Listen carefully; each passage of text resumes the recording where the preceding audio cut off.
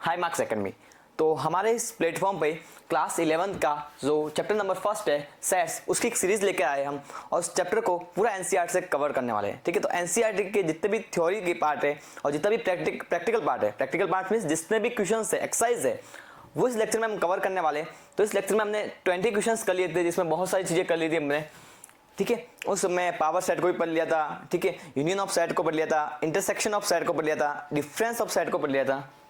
इस सेट में हम क्या करेंगे, जो सेट क्वेश्चन नंबर 21 है उस 21 से स्टार्ट करेंगे। ठीक है, 20 तक हमने क्वेश्चन कर लिए थे। 20 क्वेश्चन कौन सा था, ये थे 20 क्वेश्चन। ठीक है, ये हमने कर लिया था, ए बी सी गिवन थे, ये सब हमने फाइंड कर लिए थे। अब 21 क्वेश्चन को देखते हैं। 21 क्वेश्चन को स्टार्ट करने से पहले आपको थोड़े बेसिक कॉन्सेप्ट क्लियर हो गए। वापस वही कि यूनिवर्सल सेट क्या होता है, कॉम्प्लीमेंट ऑफ सेट क्या होता है, कैसे हम सेट का कॉम्प्लीमेंट फाइंड करते हैं। ओके, तो स्टार्ट करते अपने क्वेश्चन नंबर फर्स्ट को 21 का कि x such that x is a positive multiple of 3। हमें क्या गिवन है कि x और x एक ऐसा पॉजिटिव मल्टीपल है जो किसका है, 3 का है। देखते कौन सा नंबर हो सकता है, इसको करते हैं। तो मैंने लिख दिया, सॉल्यूशन लिख दिया। अब देखो, पहले मुझे क्या गिवन है कि x सच दैट x एक ऐसा x है जो पॉजिटिव मल्टीपल है 3 का। तो ये जो हमारा सेट है, इसको मान लिया हमने a है, तो ये हमारा सेट क्या हो गया, x मल्टीपल किसका है, 3 का। 3 के मल्टीपल कौन कौन से होते हैं, 3, 6, 9, 12, 15 एंड सो ऑन। ये क्या होते हैं, 3 के मल्टीपल्स होते हैं, 3, 6, 9, 12, 15 सो ऑन। अब हमें क्या निकालना है, यूनिवर्सल सेट किसको लेट करना है, नेचुरल नंबर के सेट को। तो हमें जो यूनिवर्सल सेट गिवन है वो क्या गिवन है, यू गिवन है हमें n। n means set of natural number, set of natural number. अब सेट ऑफ नेचुरल नंबर का मीन्स क्या हो गया, 1, 2, 3 सो ऑन, 1, 2, 3 सो ऑन। ये सेट ऑफ नेचुरल नंबर हो गया। ठीक है, तो ए हमें गिवन है, यू गिवन है। अब देखो क्वेश्चन नंबर फर्स्ट में हमें क्या निकालना था, हमें फाइंड करना था complement of the set. A given है, ए का कॉम्प्लीमेंट फाइंड करना। How can you find the complement of A, you can find the complement of A as U minus A. U क्या गिवन है, set of natural number, और A क्या given है, multiple of 3। तो जब natural number में से 3 के मल्टीपल सारे चले जाएंगे, 3, 6, 9, 12, तो क्या बचेगा, x such that x is a set of natural number और x does not belongs to the multiple of 3 को हम कैसे लिख सकते हैं, 3 into n। तो x such that x is a natural number,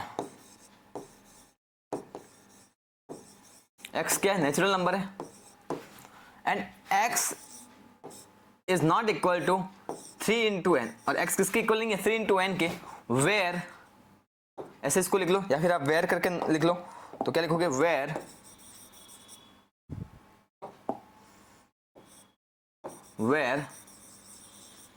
n belongs to natural number. n किससे belong करा है, नेचुरल नंबर से। तो ये हमारा क्या हो गया, कॉम्प्लीमेंट ऑफ a। ठीक है, अब क्वेश्चन नंबर सेकंड देख लो, इसको और कैसे लिख सकते हैं, रोस्टर फॉर्म में लिखना चाहते हो तो रोस्टर फॉर्म में हम सीधा लिखेंगे 1, 2, फिर इसमें 3 रह जाएगा, 4, 5, 6 रह जाएगा, 7, 8, 9 रह जाएगा, 10, 11। फिर आप डैश डैश करोगे तो सामने वालों को भी पता चल जाएगा कि इसमें 3 के जो मल्टीपल है उसको क्या कर दिया गया है, एक्सक्लूड कर दिया गया है। क्वेश्चन नंबर सेकंड है कि x such that x is a natural number divisible by 3 and 5। Maths एक ऐसी चीज है जिसमें आप मल्टीपल टाइप्स के आंसर लिख सकते हो, डिपेंड करता है कि आपका क्वेश्चन क्या है, क्वेश्चन किस वे में पूछा गया, क्वेश्चन में जो आंसर है वो किस वे में देना है। ठीक है, बाकी आंसर लिखने के बहुत सारे टाइप्स हो सकते हैं। तो आपको क्वेश्चन सेट बिल्डर फॉर्म में गिवन है तो आंसर भी किसमें लिखना है, सेट बिल्डर फॉर्म में, और जो क्वेश्चन है वो रोस्टर फॉर्म में गिवन है तो आंसर भी किसमें लिखना है, रोस्टर फॉर्म में। क्वेश्चन नंबर सेकंड में बोला है कि x एक नेचुरल नंबर है जो डिविजिबल है 3 और 5 से। अब 3 और 5 से डिविजिबल है, अब 3 और 5 से कौन सा नंबर डिविजिबल होता है, तो 5 का भी फैक्टर हो और 3 का भी हो, ऐसा कौन सा नंबर है, तो 3 5 15। मतलब जो 15 के मल्टीपल्स है सारे, 15, 15 2 30, 15 3 45, 15 4 60, 15 5 75 है और 15 6 90। तो ये जो सारे मल्टीपल्स है किसके 15 की, वो 3 से भी डिविजिबल है, वो 5 से भी डिविजिबल है। यदि वो 3 और 5 दोनों से डिविजिबल है तो हम क्या कह सकते हैं, वो किसका मल्टीपल होगा, 15 का हो गया। तो सेकंड वाले का आंसर क्या हो जाएगा,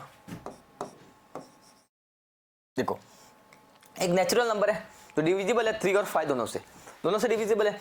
तो ये तो हो गया इसका सेट, क्या बन जाएगा, बस सेट लिखना चाहते हो 15 30 45 60 और 90। ये इसकी क्या फॉर्म होगी, ये इसकी हो गई रोस्टर फॉर्म। क्या होगी, रोस्टर फॉर्म। ये मैं सेट गिवन है, सपोज करो इसको सेट को मान लिया हमने सेट नंबर बी। यू क्या गिवन है, universal set, set of natural number.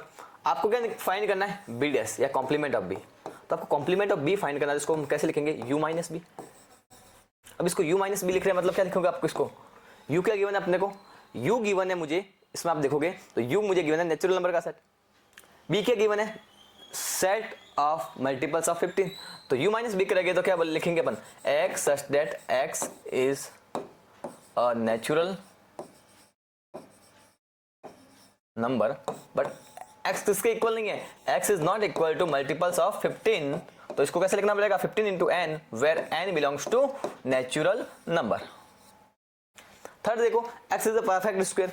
जब नेचुरल नंबर में से परफेक्ट स्क्वायर को आप क्या कर दोगे, हटा दोगे, एक्सक्लूड कर दोगे, तो उसका कॉम्प्लीमेंट आएगा। जो कॉम्प्लीमेंट आएगा वो क्या आएगा, नॉन परफेक्ट स्क्वायर। क्या आएगा, नॉन परफेक्ट स्क्वायर। फिर x प्लस 5 इक्वल टू 8, तो x प्लस 5 इक्वल टू 8 लिख लिया मैंने। यहां से x की वैल्यू क्या आ जाएगी, x इक्वल टू 8 माइनस 5। तो x इक्वल टू कितना आ गया, 8 माइनस 5 3। तो x की वैल्यू क्या आ गई, 3 आ गई। x की वैल्यू जो मेरे पास 3 आ गई, तो यहां से मुझे क्या गेट हो गया कि x मेरे पास कितना है, 3 है। अब x 3 है तो इसका कॉम्प्लीमेंट फाइंड करोगे तो उसमें क्या नहीं होना चाहिए, क्योंकि इससे सेट बन रहा है। उस सेट में एलिमेंट कौन सा, ओनली 3 इज एलिमेंट। x में ओनली एलिमेंट कौन सा है, 3। अब नेचुरल नंबर में से जब 3 को आप एक्सक्लूड कर दोगे तो पीछे कौन सा बचेंगे, सारे नेचुरल नंबर बचेंगे, ओनली 3 क्या हो जाएगा, एक्सक्लूड हो जाएगा। तो या तो आप इसको कैसे लिख सकते हो, रोस्टर फॉर्म में 1 2 फिर 4 5 6 7 8 9 फिर डैश डैश। या फिर आप क्या लिखोगे, x such that x is a natural number and x is not equal to 3। 2x plus 5 भी तो कर सकते हो, और 2x plus 1 is greater than 10। ये मैं बताता हूँ इसको कैसे करोगे। 2x plus 1 is greater than 10।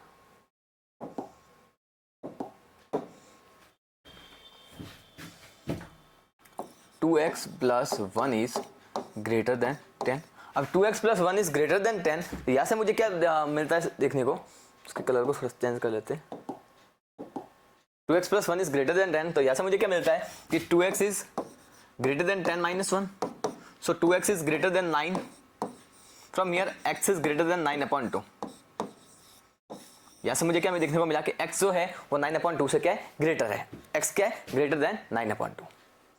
ये चीजें देखने के बाद मुझे यहाँ से लगा सेट ऑफ नेचुरल नंबर था, u क्या था, u मेरे पास था set of natural number, set of natural number. u मेरे पास था सेट ऑफ नेचुरल नंबर।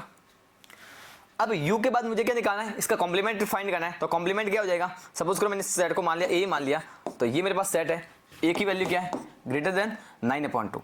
अब greater than 9 sorry x is greater then 9/2, तो 9/2 से नेचुरल नंबर बड़े बड़े कौन से है, तो इसका सेट बन जाएगा। सपोज करो इसको a मान लिया, तो 9/2 से बड़ा कौन सा हो गया, 9/2 means 9 divide by 2 equal to 4.5।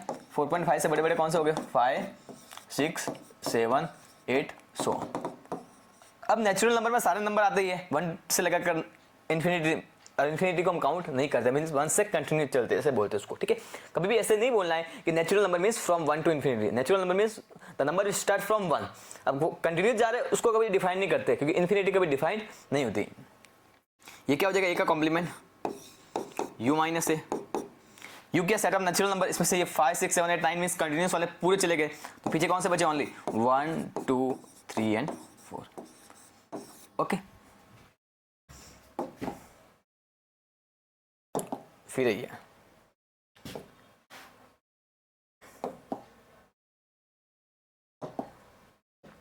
कि fill in the blanks to make each of the following a true statement। fill in the blanks to make each of the following a true statement। इसको true statement बनाने के लिए इसके solution में क्या क्या आएगा, पहला गिवन है हमें a इंटरसेक्शन a का कॉम्प्लीमेंट। यही देख लो कि ए एक अलग सेट होता है, कि मैंने कोई सेट ए मान लिया, वो अलग सेट है। जब मैं उसका कॉम्प्लीमेंट फाइंड करता हूं तो कॉम्प्लीमेंट का रूल क्या होता है, u माइनस ए। अब ए में से मैं उस पूरे ए को ही हटा रहा हूं तो ए के तो एलिमेंट अब बचेंगे नहीं, मतलब एक के कॉम्प्लीमेंट में ए के एलिमेंट तो नहीं बचेंगे ना। तो ए के कॉम्प्लीमेंट में ए के एलिमेंट ही नहीं है, तो उसके बाद जब मैं कॉमन लूंगा दोनों में तो कॉमन क्या आएगा, तो कॉमन आएगा ऑलवेज भी 5। Okay, second one is 5 dash union A. What is the meaning of 5 dash? 5 dash means complement of 5. How can you find the complement of 5? You can find the complement of 5 by difference of u and 5. Means u का complement होता है 5 because u minus u, और 5 का complement क्या होता है u, universal set. तो 5 dash means what? u minus 5. u minus 5 means u, and when you take intersection between u and a, so u is the universal set and a is any set of subset of that universal set. a में से universal set का एक subset ही होता है because u is a superset also. So when you take common between u and a, then which is the smallest set? a is the smallest set compared to u. So what will be the common? a will be the common. तो यहाँ से answer क्या आ जाएगा कि ये आ जाएगा a. But ये question ऐसे होता है if you are given phi intersection a. So in this condition there are two sets, phi and a. Phi means null set. And as we know that in a null set there are only no number of elements in common, means there is a vacant set. null set में कोई set नहीं होता, कोई element नहीं होते, तो phi set is a null set. E is any set. If you are taking common between phi and a, there what is the common between phi and a? So phi is null. If you taking null and any set, maybe for singleton, there is 4 element, 5 element infinite set, so there is no common because there is only 5 element and another one has many elements. Means आप compare करो एक normal से इंसान की high class से, तो उसमें से कॉमन कुछ आ ही नहीं सकता, तो उसमें कॉमन क्या आता है ऑलवेज 5. तो ये दोनों आपको नॉलेज के लिए याद रखने. फिर यू डैश इंटरसेक्शन है. अब यू, इसने इस क्वेश्चन को नॉर्मल नहीं दे के इस वे में, इसने इसको यू डैश लिख दिया. अब यू डैश का मीन्स क्या होता है, you minus you. Complement of any set always you can find by subtracting that set from the universal set, or you can find by difference of the universal set or that set. Okay, so u minus u means 5, and when you take common between phi and a, so there will be only common phi और a. क्या common आ जाएगा 5. तो इसने इस ये example और ये example बिल्कुल सेम है. ये मैंने डायरेक्ट एग्जांपल दे दिया और ये इसने उसको थोड़ा ऐसा वे में दे दिया जिससे आपकी एनालिटिकल थिंकिंग है वो इंप्रूव हो जाए. यहाँ पे अपनी ये भी कंप्लीट होगी. अब नेक्स्ट चलते हैं. 45 हो गया. 46. So that A union B equal to A intersection B implies A equal to B. देखो if A union B and equal है A intersection B के, तो मैं प्रूव करना है कि जो A है वो B के इक्वल है. बहुत ही अच्छा क्वेश्चन है, इसको थोड़ा समझने की ट्राई करते हैं. इसको वैसे अपन एग्जांपल से कर सकते हैं, लेकिन प्रूव में मैं एग्जांपल नहीं लूंगा, बाद में एग्जांपल से बता दूंगा. तो हमारे पास दो सेट है A और B. हमें प्रूव करना है A equal to B. Two set, पहले क्या लिखेंगे, two set A and B are equal. देखो पहले तो मैंने इक्वल का सेट का क्या रूल बताया था कि two sets are equal if they contain same element. Means उसमें नंबर ऑफ एलिमेंट भी सेम हो, कंटेन सेम एलिमेंट भी, इसमें दोनों डेफिनेशन आ गई कि उसमें नंबर ऑफ एलिमेंट भी सेम है और वो क्या है एक जैसे ही है. ठीक है, तो इस मतलब टू सेट्स विच है क्या हो same element are called equal set. अब दो सेट इक्वल कब होते हैं, मैथमेटिकली शो करना है. तो two set A and B are equal if and only if A is subset of B and B is subset of A. Means A तो subset किसका हो B का and B सबसेट हो A का. तो in this condition we can say that two sets A and B are equal set. Now from given this A union B equal to A intersection B, we have to prove that A equal to B. So suppose ये prove करना है और इसका use करके करना है. तो first of all A equal to B prove करने के लिए I have taken any element, let x be any element, x be any element. x कैसा कोई भी एलिमेंट है कि x belongs to A, हमने let कर दिया.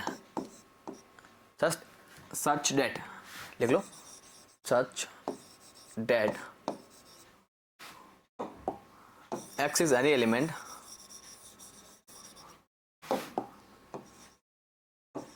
Just that x belongs to A, x belong कर रहा है ए में. Now x belongs to A, we have given what is given, a union b equal to a intersection b. ये मैं given है और इसका यूज कर सकते हैं इसको इंप्लाइज करने के लिए. अब x बिलोंग्स करा ए में, जैसे समझ लो if x belongs to a, then you have two sets. Suppose you have any two sets a and b, okay, and your element is only belonging to set a, and you are finding the union of that set. Then in condition when you write the union of a and b, you will get the set, and a union of a and b will contain elements of a and b also. It means if x belongs to a, then we can say that x will also belongs to a union b. Maybe x belongs to b or not, but x will belongs to a union b. कहने का मतलब कि x जो है वो a में belongs कर रहा है, तो इस कंडीशन में x बोले b में belong करे या ना, वो a union b में तो belong करेगा, क्योंकि हमें पता है a union b में a के elements भी होते हैं and b के elements भी होते हैं. तो from here what can we write? We can write if x belongs to a, then x will belongs to a union b. From here, as we have given a union b equal to a intersection b, so we can say that, as I already told you, that two sets are equal if and only if the elements of first sets is same as elements of second set. So if x belongs to a union b, then x will also belongs to a intersection b, because a union b and a intersection b are equal in given in the questions. Okay, so from here x will also belongs to a intersection b. From these, what can we write? X belongs to intersection b means, what is the meaning of intersection? Intersection meaning means the common element between a and b. So x is a common element between a and b, because x is belonging intersection b. So here x will be belongs to a and x will belongs to also b. So from here x belongs to b. Now as we see that x belongs to a and x belongs to b, so we can write as a is subset of b. Because subset की definition क्या होती है कि if, so we can say that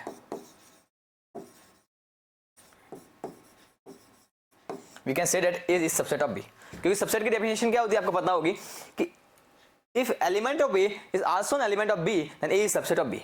तो A तो B का subset हमने prove कर दिया. अब सेकंड कंडीशन आपको पूरा लिखने की नीड नहीं होती, आप एज इट इज करके लिख सकते हो या सिमिलरली करके लिख सकते हो कि B will be the subset of boy. यही चीजें वापस हम बी के लिए करेंगे. कैसे करेंगे एक बार बता देता हूं, बट एग्जाम में आपको कंप्लीट लिखने की कोई नीड नहीं है. आप सीधा लिख सकते हो similarly B is subset of A, and then condition from first and second we can say that A equal to B. So I am writing here this is a condition number first. Now I want to prove B is subset of A. So first of all I will let any element, suppose the element is x, let x belongs to b. In this condition now I have write x belongs to b. If x belongs to b, then as we know that I have already explained you, if x belongs to any element, then x will belongs to the union of that that set with any other set. Means x यदि b में belong करा है तो x belong उसमें भी करेगा जो b के साथ यूनियन करा हुआ है उस सेट से. ठीक है, उस सेट में नहीं, मतलब उस यूनियन में भी बिलोंग करेगा. तो x belongs to b, then we can say that x belongs to a union b. Now we have given a union b equal to a intersection b, so we can write as x belongs to a intersection b.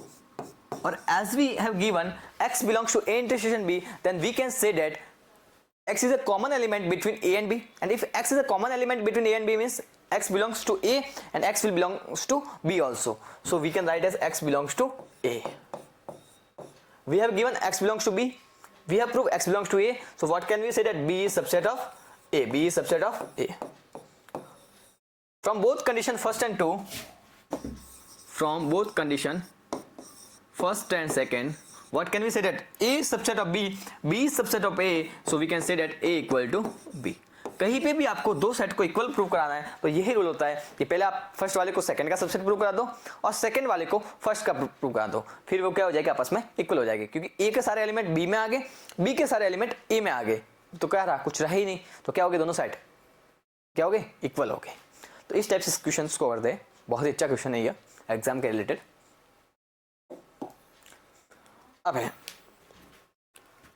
अब ये question given है हमें, decide among the following set which sets are subset of one and another.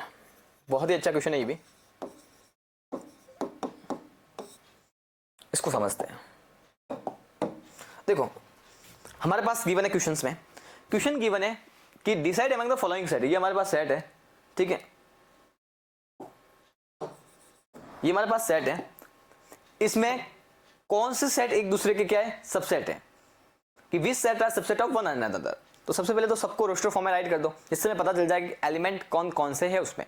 पहले को roster form में right करें तो पहले में अपने को गिवन है इक्वेशन, क्या गिवन है, इक्वेशन। इसको कैसे लिखेंगे, सो first of all x square minus 8x plus 12, ए के लिए लिखते हैं, ए के लिए लिखते हैं। तो ये क्या बन गई, क्वाड्रेटिक इक्वेशन बन गई। और how can you find the solution or zeros of quadratic equation, by writing zero equal to that equation. Now you have to find the factor, so how can you find, by multiplying coefficient of x square with the constant term. Here constant term is 12, coefficient of x square is 1. When you multiply 1 with 12, you will get as 12 ones are 12. Now you have to find the number.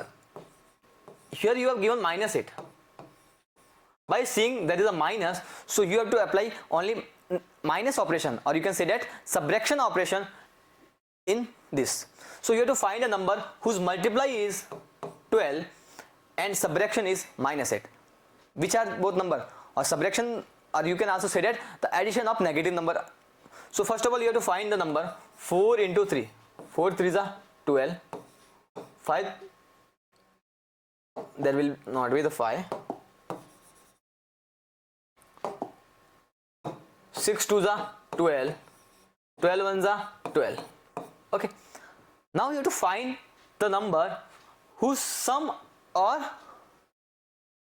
difference, means या तो उसका sum या उसका difference should be equal to -8.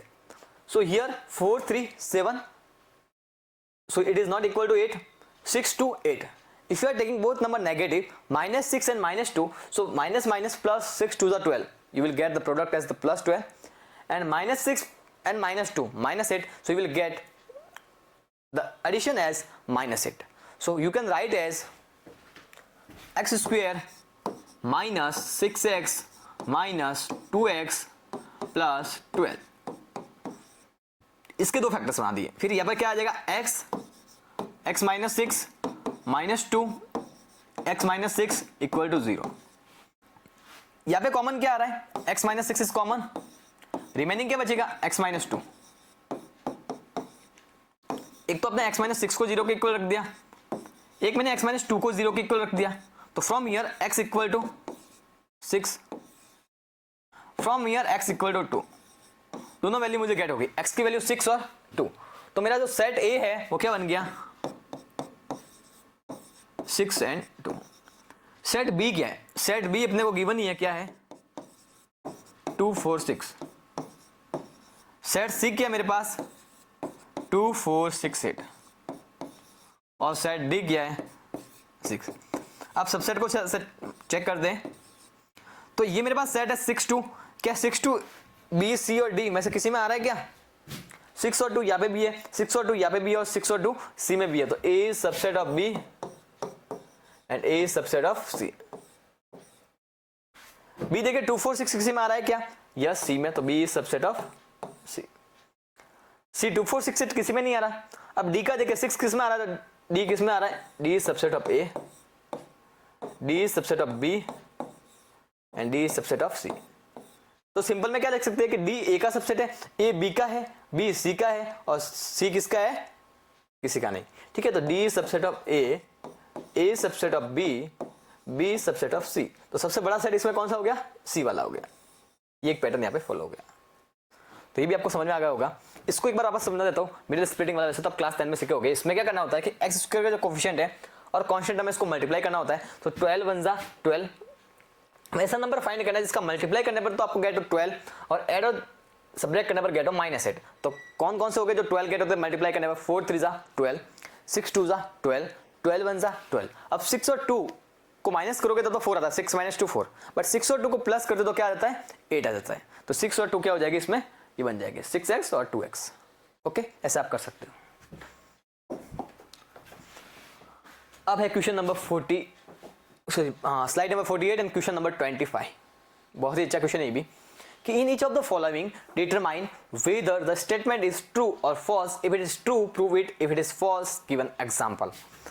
आपको ये statement given है, आपको बताना है कि स्टेटमेंट ट्रू है या फॉल्स है। यदि स्टेटमेंट ट्रू है तो आपको क्या करना है, प्रूफ करना है, और यदि स्टेटमेंट फॉल्स है तो आपको करना है एग्जांपल्स। ये हमेशा रूल होता है, जब आप रियल एनालिसिस करते हो और जो सेट्स वगैरह है वो रियल एनालिसिस में काउंट होते हैं, और रियल एनालिसिस के किसी भी क्वेश्चंस को करते हैं तो प्रूव करते टाइम आपको एग्जांपल का बहुत ही ज़्यादा नीड होती है, बहुत ही ज़्यादा मीन्स बहुत ज़्यादा ही नीड होती है। तो पहले क्वेश्चन को देखते हैं। पहला क्वेश्चन है मेरे पास कि if x belongs to a and a belongs to b then x belongs to b। समझते इसको, बहुत ही अच्छा सा प्यारा सा एग्जांपल लेके इसको समझते।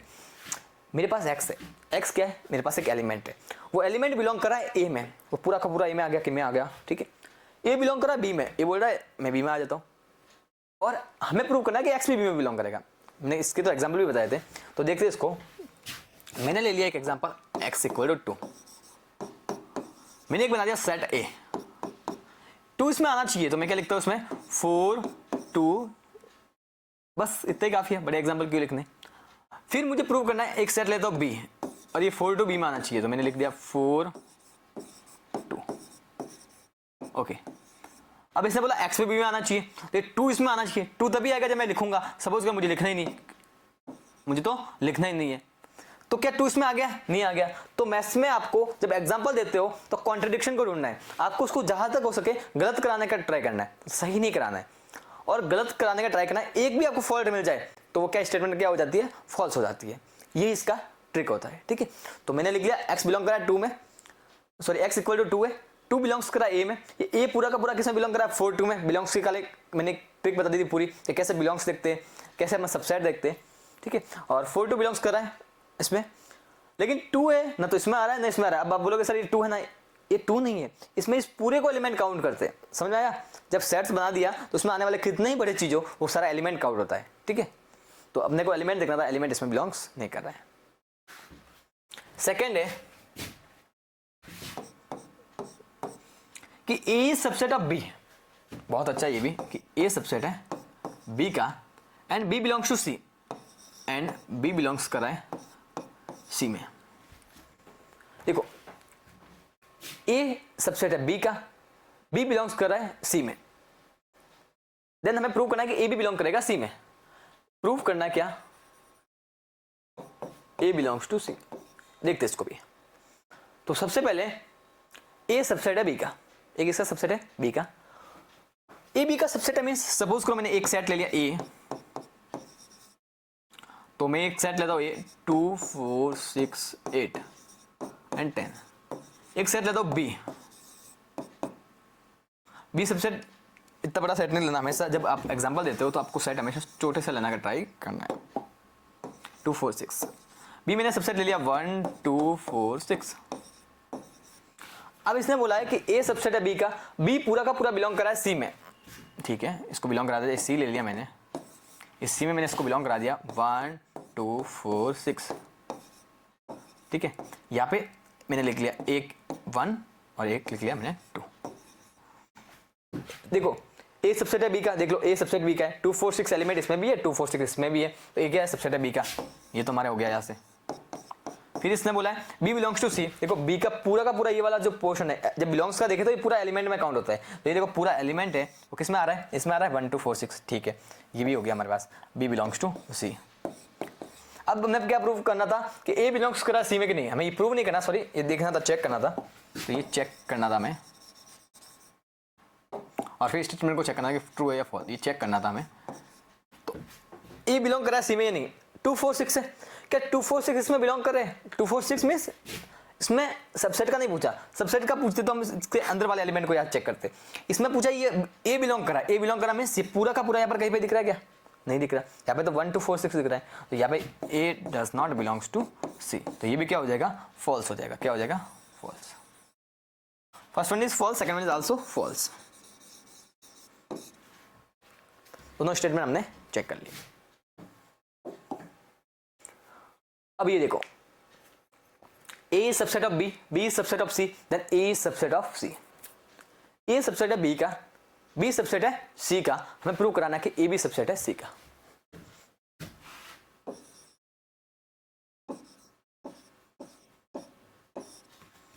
देखो क्वेश्चन को इसको ध्यान से देखते हैं कि ए सबसेट है बी का, ए सबसेट बी का मींस ए पूरा का पूरा कंटेंट किसमें हो गया, बी में, मींस एक्स बिलोंग करा ए में तो एक्स बिलोंग करेगा बी में भी। अब बी सी का सबसेट है मींस एक्स सी में भी बिलोंग करेगा। अब एक्स ए में भी बिलोंग करा, एक्स बी में भी बिलोंग करा, एक्स सी में भी बिलोंग करा है, तो ऐसे में क्या प्रूव हो गया कि ए भी सबसेट है सी का। तो हमने लिख लिया इसका प्रूफ फर्स्ट का। गिवन है हमें कि ए सबसेट है B, let X belongs to A, then if A is subset of B, A subset B का है, if A is subset of B then A D B का subset है, तो यहां से क्या हो जाएगा, देन ये जो x है वो किसमें बिलोंग करेगा, b में भी। Now x belongs to b and if b is subset of c, b किसका सबसेट है c का, देन x बिलोंग करेगा c में भी। अब x a में भी बिलोंग करा है, x b में भी, x c में भी। अब x a में भी बिलोंग करा है और x c में भी बिलोंग करा है, तो from first and second, from equation या condition first and second, condition first and second क्या हो जाएगा, A is subset of C. Okay, अब देखते हैं सेकेंड वाले को। सेकेंड वाले को कैसे देखते हैं कि if A is not subset of B, B is not subset of C, then A will be not subset of C. इसको एग्जांपल से देखना पड़ेगा कि x a में बिलोंग नहीं कर रहा है, तो ऐसी कंडीशन नहीं है कि x b में भी बिलोंग नहीं करेगा।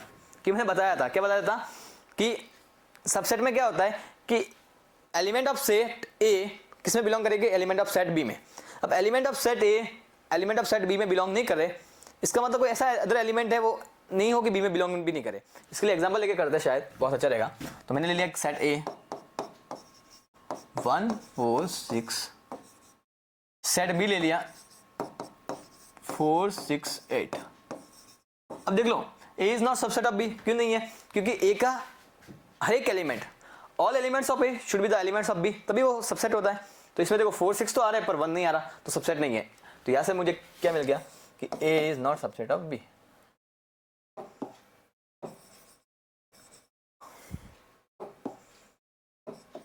a is not subset of b।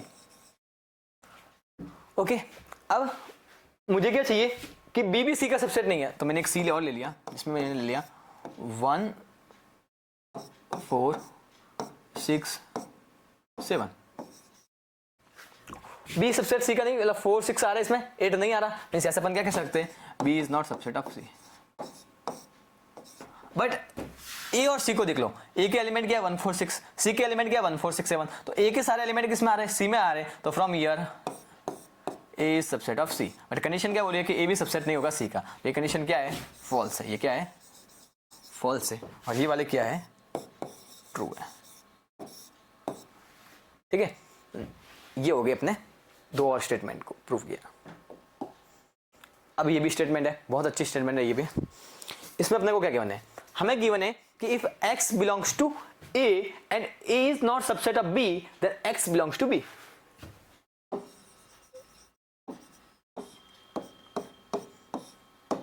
क्या बोला है कि x बिलोंग्स करा है a में, x a में बिलोंग करा है and a is not a subset of b। a किसका सबसेट नहीं है, b का। अब a यदि b का सबसेट नहीं है then x belongs to b, क्या x b में बिलोंग करेगा। तो इसको देखते हैं कि x belongs to a and a is not subset of b। देखो x बिलोंग कर रहा है a में, अब a is not subset of b, a यदि b का सबसेट नहीं है तो x does not belongs to b। But comparative में इसको कह सकता हूं a subset then a is not subset of b, then x belongs to b। यदि a b का सबसेट नहीं है फिर भी x b में बिलोंग कर रहा है, तो इसको एलिमेंट्स लेके करते हैं कि सपोज करो a मैंने सेट ले लिया 2 3 4 6, बी मैंने सेट ले लिया 1 2 1 2 4 6। अब देखो x बिलोंग कर रहा है ए में, सपोज करो मैंने ले लिया 2 बिलोंग्स कर रहा है ए में, ए बी का सबसेट नहीं है क्योंकि देखो 2 4 और 6 तो आ रहे हैं पर 3 इसमें कंटेंट नहीं हो रहा बी में, तो ये is not subset of B. ठीक है, अब इसने बोला तब भी x बिलोंग करेगा बी में, x देख लो 2 है, बिलोंग्स करा बी में। तो ये कंडीशन क्या हो सकती है कि ऑलवेज ट्रू भी हो सकती है और कभी भी ट्रू नहीं भी हो सकती। कभी कभी ट्रू किस लिए नहीं हो सकती कि देखो इसमें ऐसे भी हो सकता है कि a इक्वल टू मैंने ले लिया 1 2, b इक्वल टू ले लिया 3 4,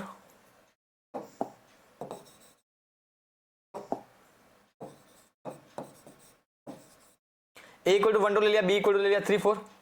ठीक है, तो इस कंडीशन में आप देखोगे तो 1 बिलोंग्स कर रहा है a में, 1 किस में बिलोंग कर रहा है a में, a is not subset of b और 1 बिलोंग्स नहीं कर रहा b में। तो ऐसे बहुत सारे एग्जांपल इसमें बिलोंग्स नहीं कर सकता।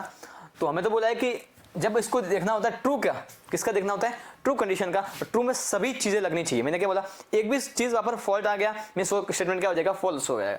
इसने क्या बोला था, x बिलोंग्स कर रहा है बी में, हमने एक एग्जांपल ले लिया, इस एग्जांपल में x बिलोंग्स नहीं कर रहा बी में, तो यहाँ से हमारा क्या हो जाएगा, स्टेटमेंट क्या हो जाएगा, फॉल्स हो जाएगा। क्या हो जाएगा, फॉल्स हो जाएगा। तो ये हमेशा ध्यान रखना है कि जब स्टेटमेंट को फॉल्स प्रूव करना है तो ज्यादा अपने को दिमाग नहीं लगाना, अपने को सिर्फ देखना है एक भी फॉल्ट मिल जाए स्टेटमेंट हो जाएगा फॉल्स। ट्रू के लिए सभी चीजें मिलनी चाहिए, इसलिए ट्रू के लिए वो ऑलवेज ट्रू होता है फॉर ऑल, तो ये क्या हो जाएगा, फॉल्स स्टेटमेंट हो जाएगा। या फिर इसको बोल सकते हो not always true, sometimes true and sometime false. अब लास्ट वन है, लास्ट वन क्या है देखो, लास्ट वन के लिए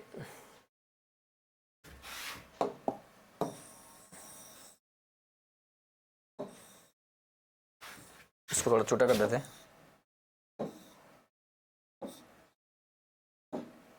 ओके, अब लास्ट वन के लिए क्या रहता है देखते एक बार। तो लास्ट वन के लिए देखिए अपन, तो लास्ट वन है कि सेकंड क्वेश्चन है हमारे पास कि इफ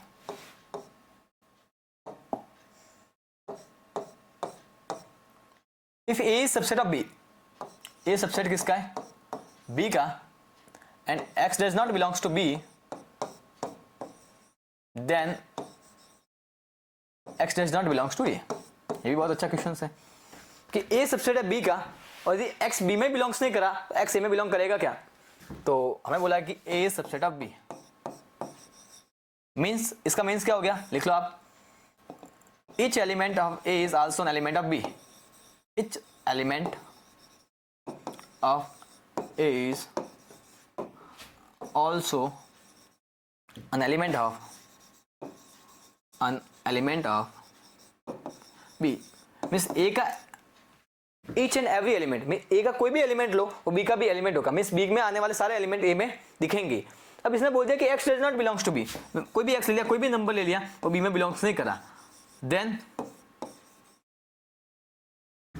हियर पहले कंडीशन लिख लेते हैं कि हियर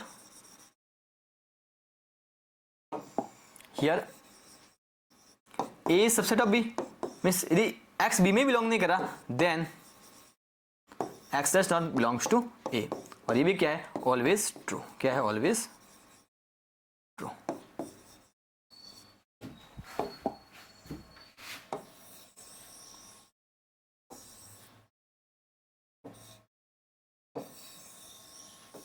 ये क्या, ऑलवेज ट्रू है।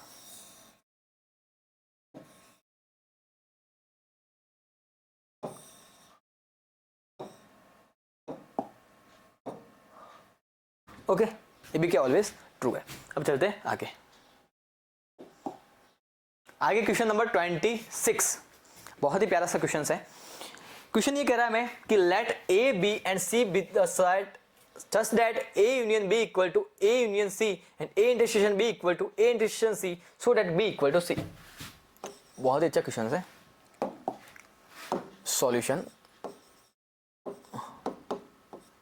देखो, इसको अच्छा क्वेश्चन मैं किस लिए बोल रहा हूँ, क्योंकि इस क्वेश्चन में आपका पूरा माइंड खुल जाएगा आपकी जो सारे सीखे हुए सेट्स के कॉन्सेप्ट है वो इसमें बहुत सारी चीजें आ जाएगी इसमें। तो सबसे पहले हमें प्रूव कराना है B equal to C. B किसके इक्वल हो? सी के इक्वल हो। ये बी इक्वल टू सी समझ लो, ठीक है, सी नीचे आ गया है।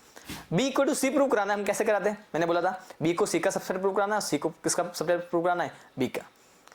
इसको ऐसे प्रूव कराने के लिए यहाँ पर ये कंडीशन गिवन है कि ए यूनियन बी इक्वल है ए यूनियन सी के, और ए इंटरसेक्शन बी इक्वल है ए इंटरसेक्शन सी के। तो सबसे पहले हम लेट करते हैं कि कोई भी एलिमेंट है, let x be any element and x belongs कर रहा है b में, x b में बिलोंग कर रहा है। हमें क्या प्रूव कराना है? सबसे पहले b सबसेट ऑफ c के लिए तो x should be belongs to c also. अब सबसे पहले x b में बिलोंग कर रहा है, देन मैंने अभी बताया था कि यदि x किसी सेट में बिलोंग कर रहा है तो उसका यूनियन कराएंगे किसी भी सेट से, उसमें भी बिलोंग करेगा, then x belongs to a union b, union b में बिलोंग करेगा। वी हैव गिवन, हमें क्या गिवन है? वी हैव गिवन ये है हमें कि a union b equal to a union c। तो a यूनियन b किसके इक्वल है? a यूनियन c के। तो x बिलोंग्स करेगा a यूनियन c में भी। फ्रॉम हियर अपन क्या बोल सकते हैं कि x belongs to a union c। यहां से दो कंडीशन निकल के आएगी कि x a यूनियन c में बिलोंग कर रहा है, ठीक है। वहां पे तो x b में बिलोंग कर रहा था, यहाँ पे x बिलोंग कर रहा है a यूनियन c में।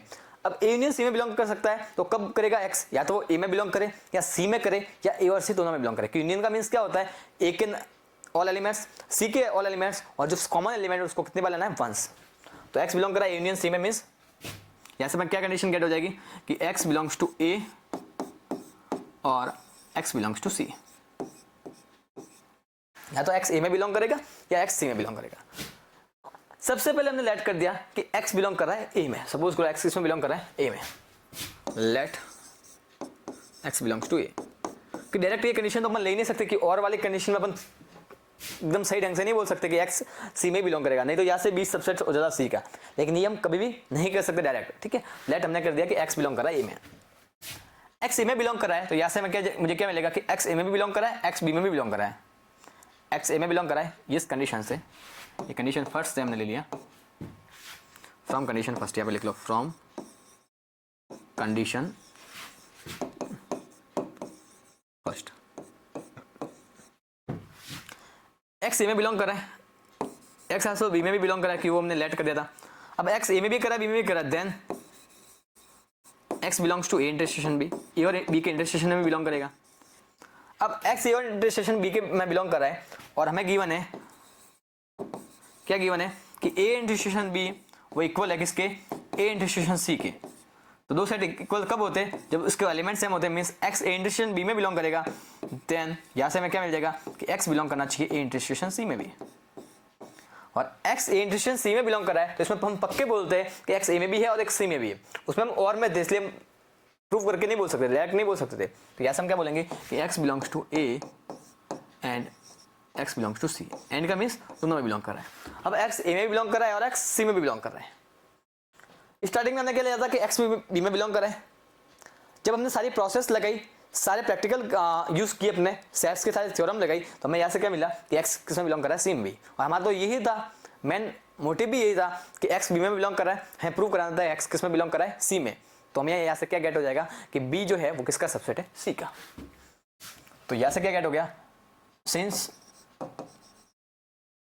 x belongs to a and b, then हम क्या लिख सकते हैं?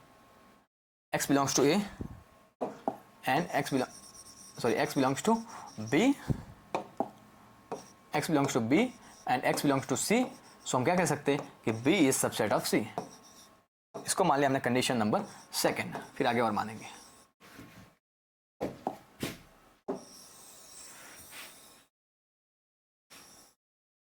इसको थोड़ा छोटा कर देते हैं। ओके, इसको याद आ देते हैं।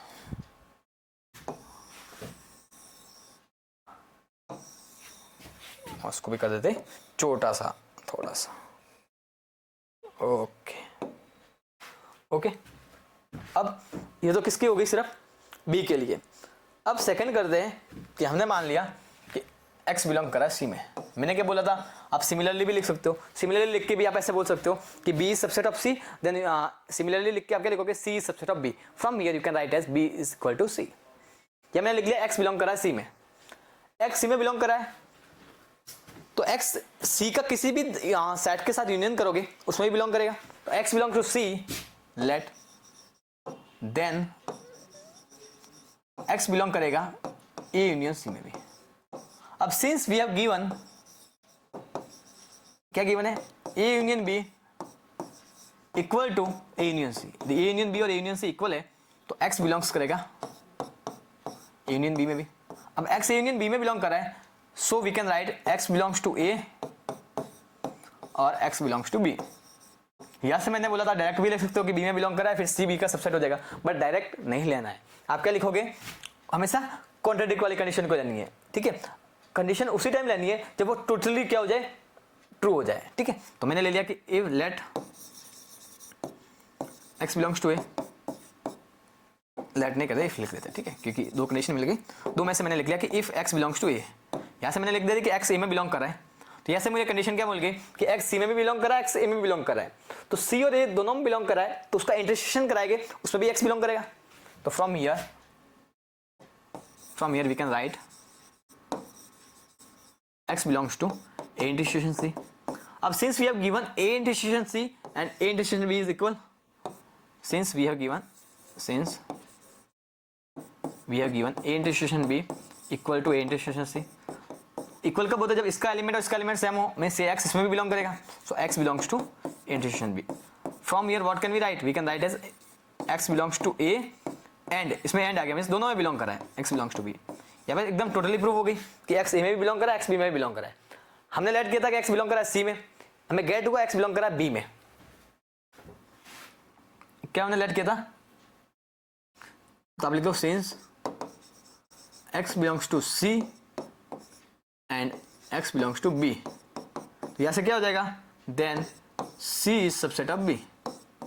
c किसका सबसेट है, b का। इसको मान लिया कंडीशन नंबर 3। तो from condition second and third, from condition या इक्वेशन सेकंड एंड थर्ड क्या हो जाएगा, सेकंड और थर्ड से सी सबसेट है बी का और बी सबसेट है सी का, so we can write as C equal to B या बी इक्वल टू सी। ये हमारा क्या हो गया, प्रूव हो गया। अब लास्ट क्वेश्चन करते हैं, फिर इसको एंड कर देंगे। लास्ट क्वेश्चन थोड़ा बड़ा है, इसको कल ही लेंगे। इससे पहले मैं आपको कुछ बता देता हूँ सेट्स के रिलेटेड चीजें।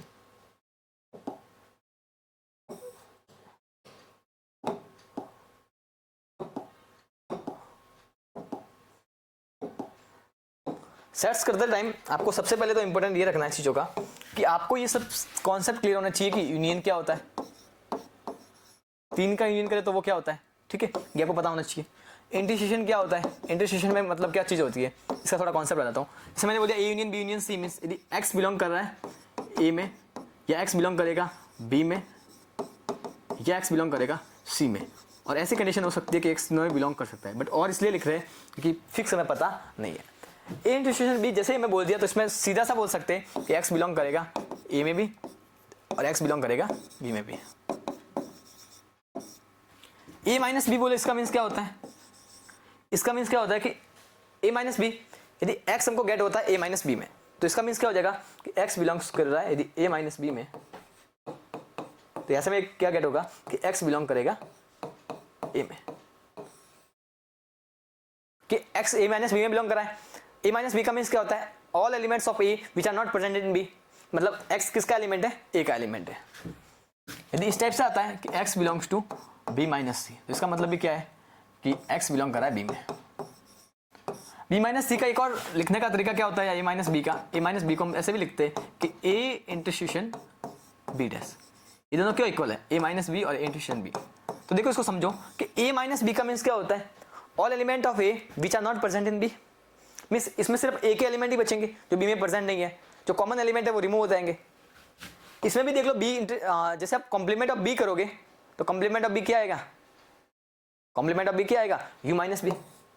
You minus B means B के सारे कॉमन एलिमेंट तो यहीं से हट गए, ठीक है, और बी के सारे कॉमन एलिमेंट जो एक ही भी थे वो भी हट गए।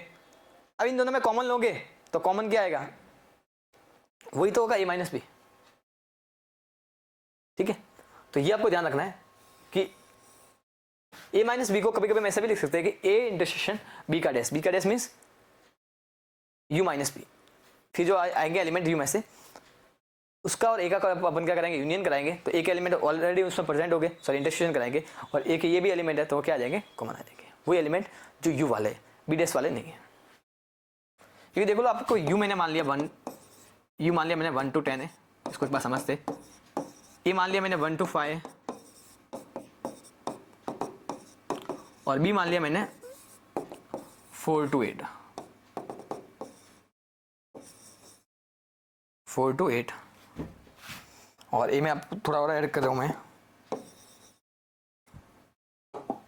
4 to 8 मान लिया मैंने, और इसमें मैं थोड़ा और ऐड कर रहा हूँ 1 to 5,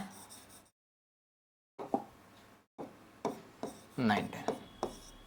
अब देख लो ए माइनस बी करोगे तो क्या होगा, 4 5 6 7 8 हट जाएंगे, पीछे क्या बचेंगे, ए माइनस बी में 1 2 3 फिर सीधा 9 और 10। अब बी कॉम्प्लीमेंट करे तो बी का कॉम्प्लीमेंट क्या हो जाएगा, ये होगा, क्या हो जाएगा 4 5 6 7 8 9 10 है, तो बच्चे क्या बचेंगे 1 2 3 फिर 4 5 6 7 8 इसमें आ गए 9 and 10। अब ए और इसमें कॉमन लेंगे, ए इंटरसेक्शन बी का अपन डैश करेंगे कॉम्प्लीमेंट का, तो ए क्या है 1 2 5 9 10, ये क्या 1 2 3 9 10। तो इन दोनों में जब कॉमन लेंगे तो कॉमन क्या आएगा 1 2 3 9 10। तो यहाँ से एक चीज क्या प्रूव हो गई कि जो ए इंटरसेक्शन बी कॉम्प्लीमेंट है वो इक्वल किसके होता है, ए माइनस बी के, और B minus A means B intersection A complement. तो स्टूडेंट अपन अपने लेक्चर को यहीं पे एंड करते हैं, और जो क्वेश्चंस हमने करा दिए उसकी एक बार प्रैक्टिस करना, जो रिमेनिंग क्वेश्चंस है